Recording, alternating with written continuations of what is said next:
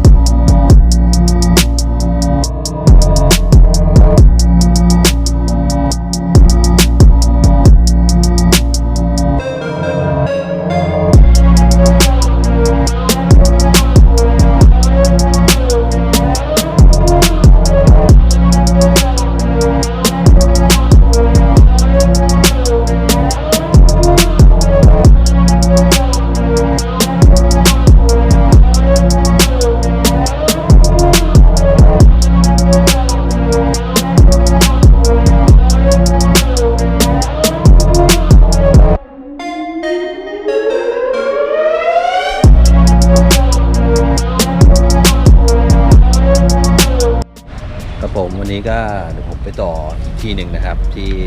พระนครศรีอยุธยาก็มีหลายจุดนะครับที่เราได้ไปกันวันนี้เราก็จะออกจากวัดชัยมงคลนะครับผมจังหวัดพระนครศรีอยุธยานะครับฝากกันด้วยนะครับก็วิวสวยคนเยอะมาถ่ายรูปกันมากราบไหว้พระครับผมเดี๋ยวเจอกันคลิปหน้าครับผม